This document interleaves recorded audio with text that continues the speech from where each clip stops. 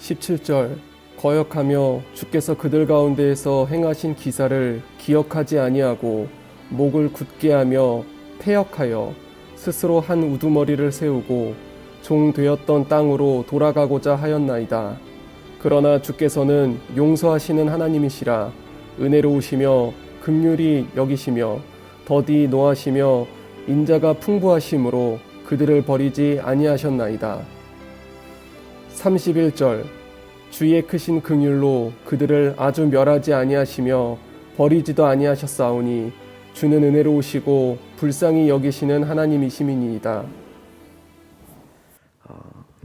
본문은 느헤미야 9장 1절에서부터 38절까지 38절의 말씀, 이 말씀을 좀 이렇게 살펴보면 구조적으로 회개를 하고 말씀을 나타내고 또 찬양하고 기도하고 결단하는 이렇게 이런 구조로 말씀이 기록되어 있습니다.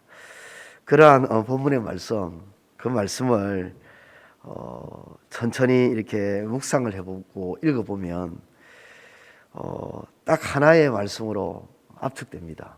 아, 하나님의 사랑이 정말 엄청나구나.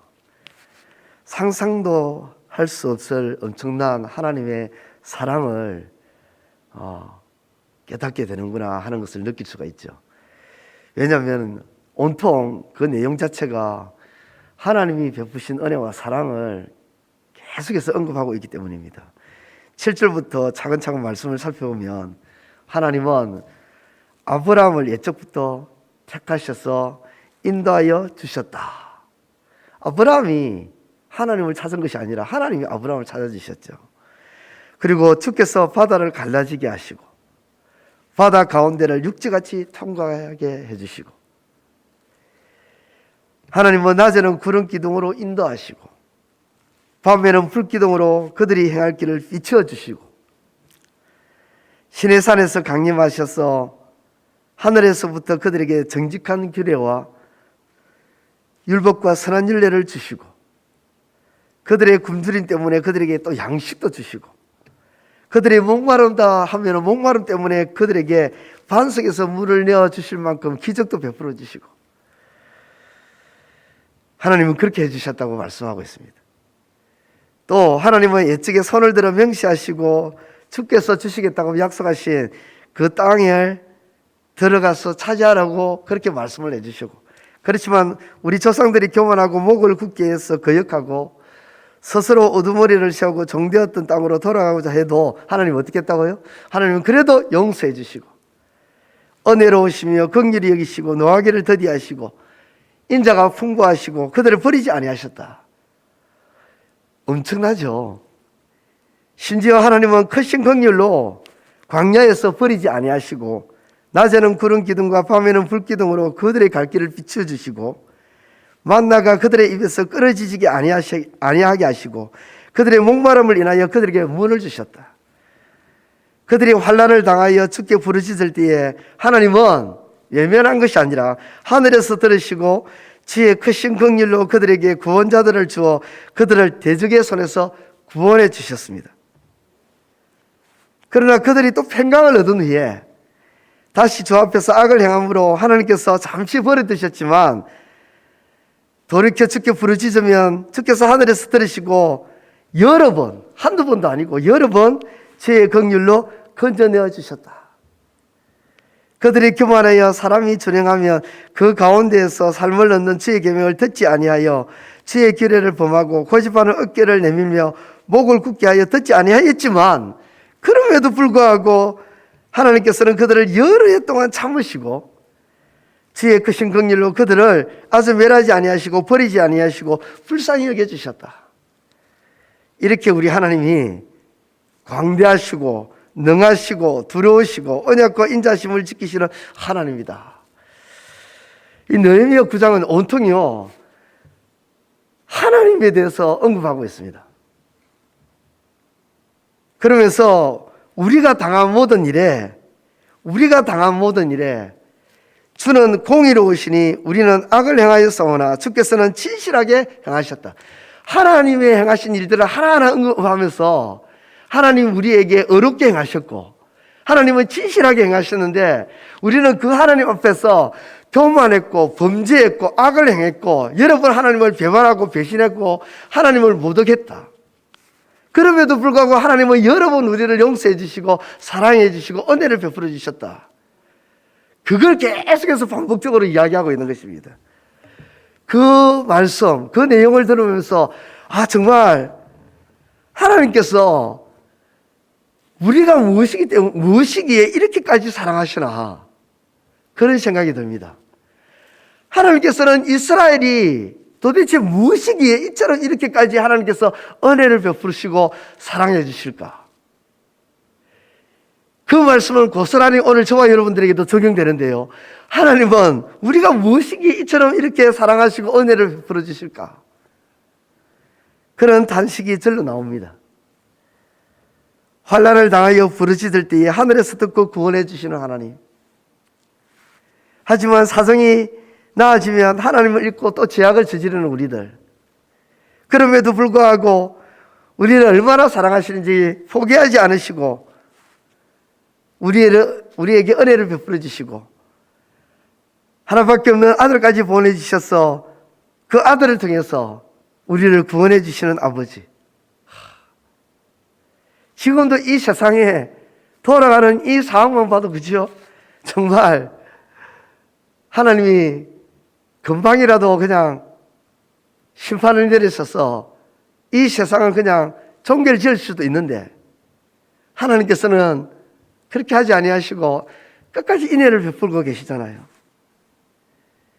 저는 오늘 이 부분 누가복음 9장에 있는 말씀 중에서 이 말씀이 정말 더 큰 은혜가 되는데요. 40년 동안 들여서 기르시되 부족함이 없게 하심으로 그 옷이 헤어지지 아니하였고 발이 부러뜨지 아니하였다. 옷이 헤어지지 않게 하시는 하나님, 발이 부러뜨지 않게 돌봐주시는 하나님, 배고플까 만나를 내려주시는 하나님, 목마를까 물을 반석에서 나게 써주시는 하나님. 여러분, 이 하나님을 어찌 우리가 노래하지 않을 수 있으며 어찌 그 하나님을 외면할 수 있을까요? 인자가 풍부하신 이 하나님을 오늘도 주어진 이 하루를 살아가면서 찬양하시고 감사하시며 경배하시며 그 하나님의 그 은혜와 그 사랑을 잊지 않고 기억하며 하나님을 드러내는 저와 여러분들의 삶이 되시기를 우리 주님의 이름으로 축원드립니다. 기도드리겠습니다. 이제 오늘 받은 말씀으로 함께 기도하겠습니다.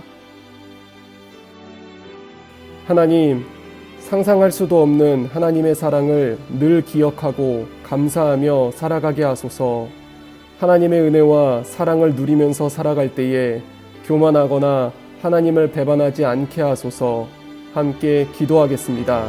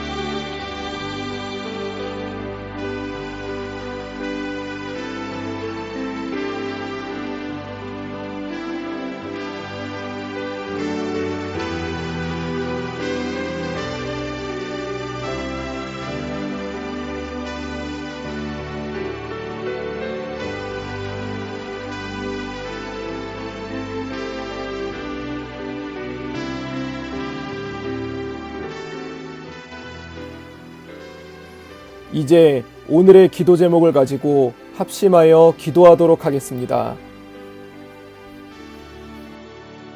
첫 번째 기도 제목입니다. 평일 예배의 회복을 허락하소서.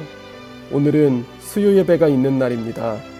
우리 교회의 직장인들과 청년들의 마음에 예배에 대한 감동을 더하여 주옵소서.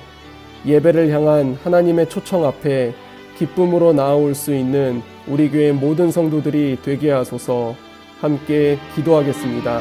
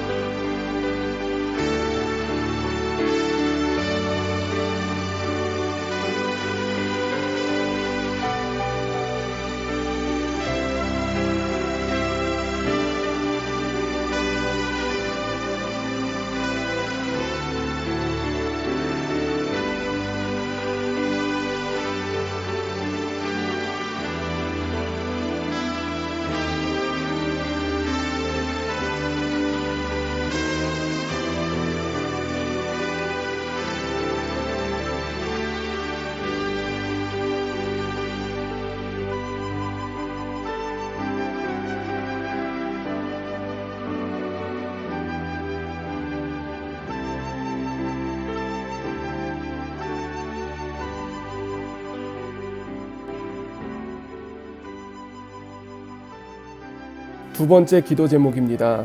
수요 전도팀의 사역을 축복하소서. 평일에 모여 하나님의 복음을 전하기 위해 나아가는 것이 결코 쉬운 일이 아니라는 것을 압니다. 섬기는 손길 가운데 주님의 축복을 더하여 주시고 그들의 섬김을 통해 새로운 영혼들이 주 앞에 인도되게 하옵소서. 함께 기도하겠습니다.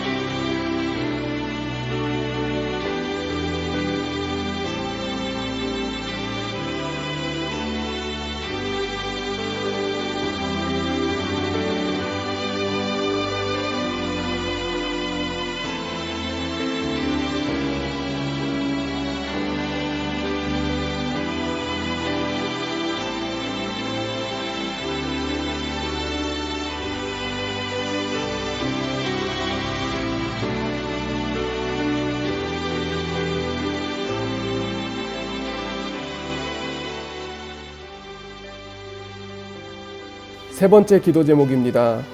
담임 목사님과 사모님이 오늘까지 격리이십니다. 두 분의 건강을 지켜주시고 격리 해제까지 하나님께서 함께 하셔서 강건한 모습으로 다시 사역의 자리로 임하게 하여 주시옵소서.